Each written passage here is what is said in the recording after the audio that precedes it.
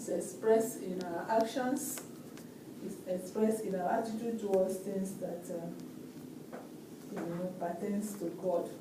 So love of God or love for God is very practical. It's expressive, and it also yields practical return. It is seen, it is felt. It's not something that that is hidden.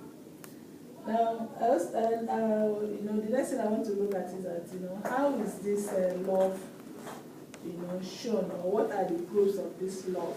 I look at the virtues, the peculiarities, and then I want to see how it is proved. What can we see in an individual or around you that will show you that this person is in love? One is that if you are in love with God, or if you love God, first and foremost, you do what? You obey Him. You obey His commandment. And obedience is a vital proof of love for God. The extent to which you obey Him, you show how much of love that you have in you. Another proof of God's love is by giving. Every true lover of God is a giver. Even in our natural self, when you love, you don't keep away anything. You give, So one proof of our love for Christ is giving. And God Himself, showed us an example. The Bible tells us in the book of John 6:16 that God so loved the world that He gave. And one thing unique about this giving by God is a costly gift that He gave us. He gave us His only begotten Son. So, if you are in love, you must give to God, to His cause, and to everything that pertains to Him. You give to the poor around you, you give to the needy, and then that's the proof that you love God. And a simple example of a biblical individual that really dealt so much with Solomon.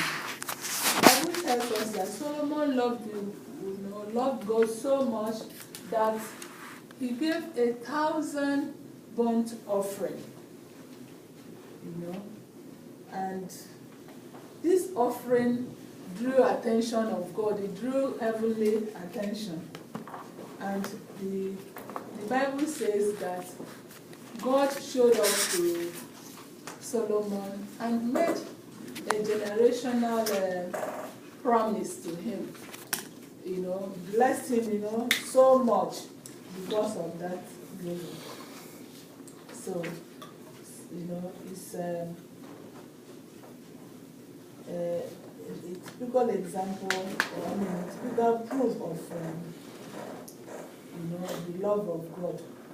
We are not looking at ordinary giving. For it to be love-based, it must be sacrificial. We're looking at sacrificial giving. That's giving that will cost you something, that is giving out of love.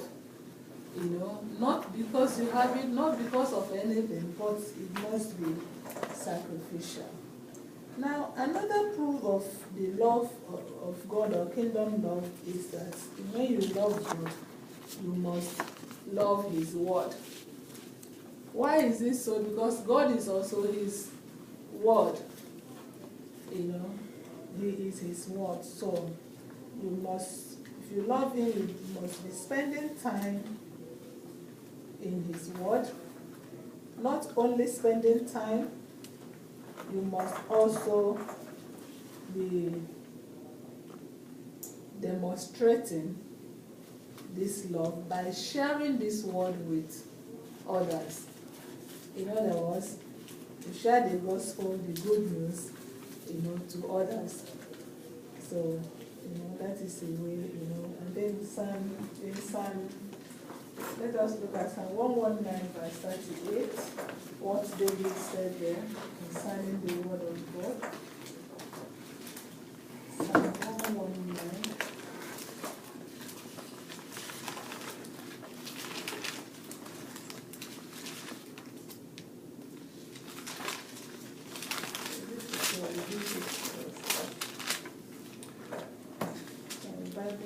Can we read it in King James?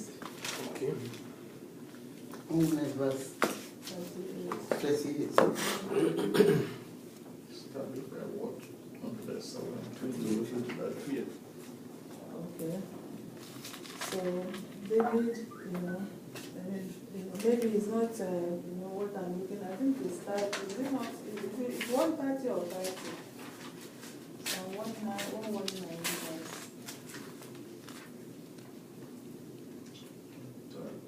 The entrance of your word is light. You don't light and It's understanding.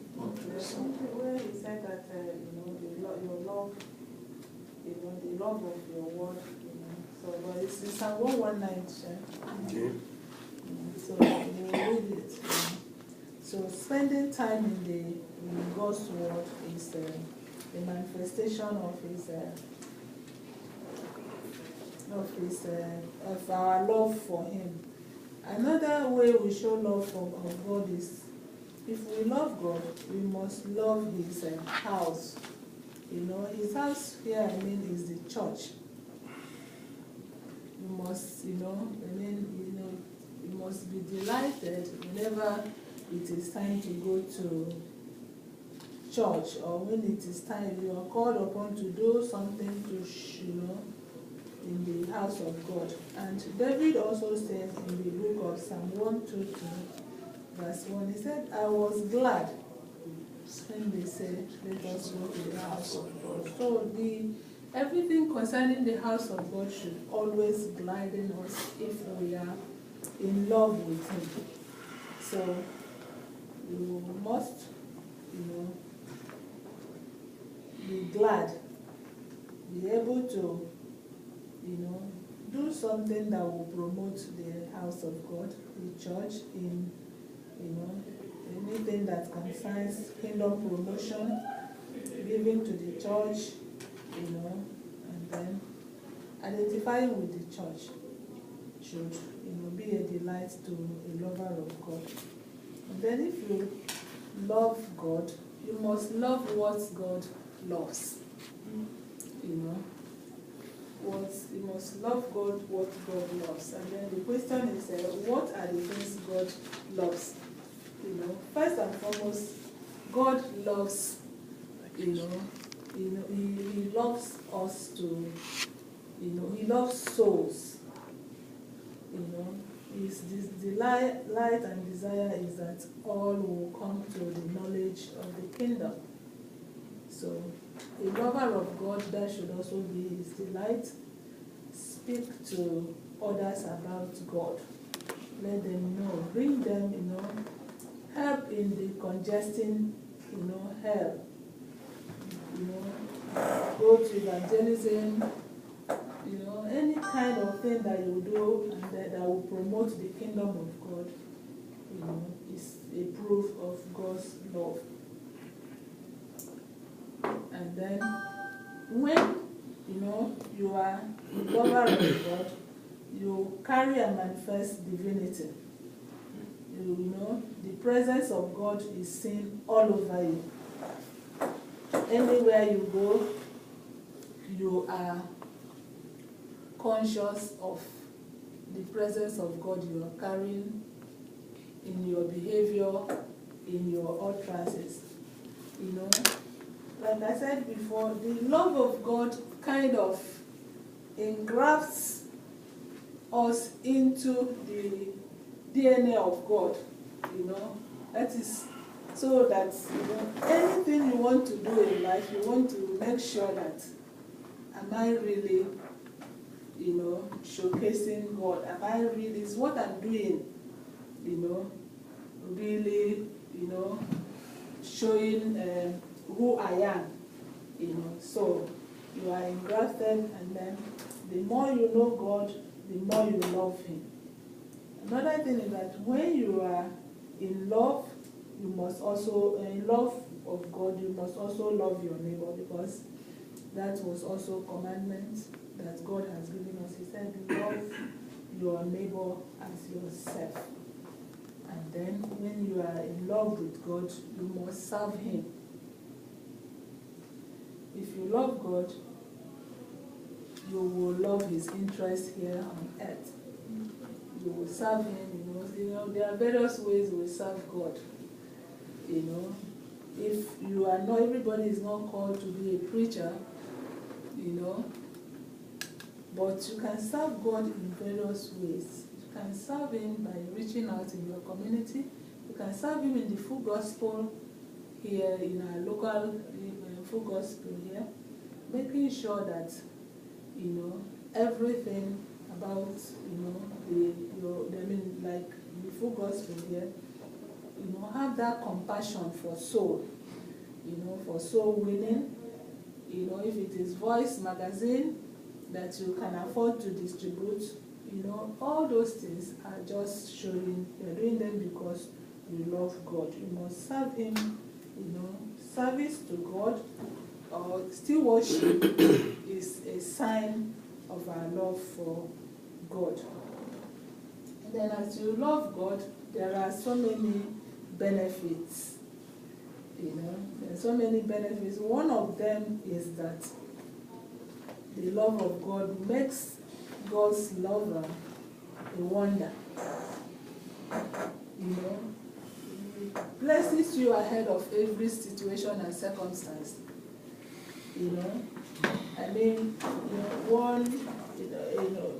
As we can see in the case of David, Daniel, Joseph, and the Hebrew children, they were all wonders to their, mates, people around them, even somebody like Abraham, the love of God placed them in a different class,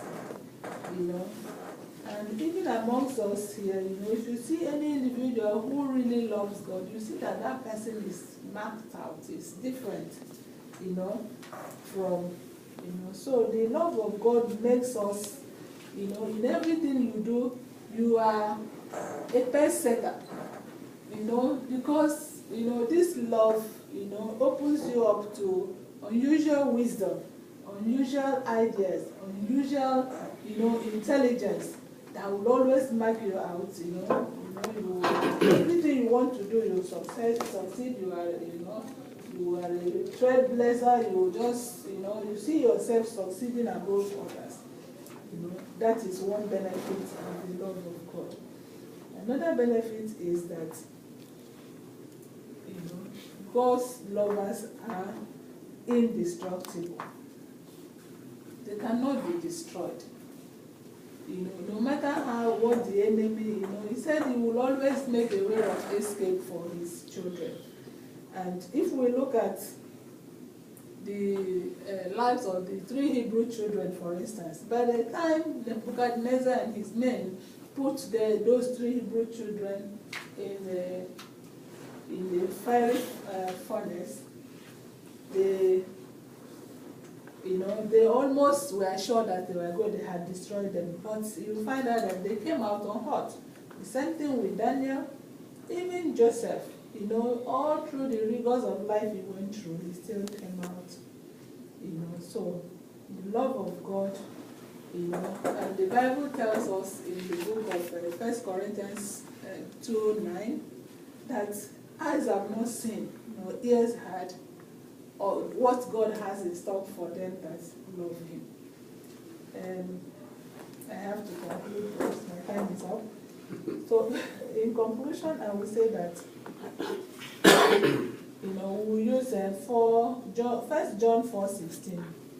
It says that God is love, and he who dwells in love dwells in God, and God dwells in him.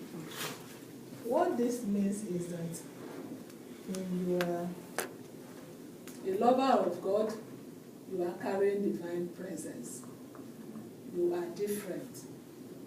And divine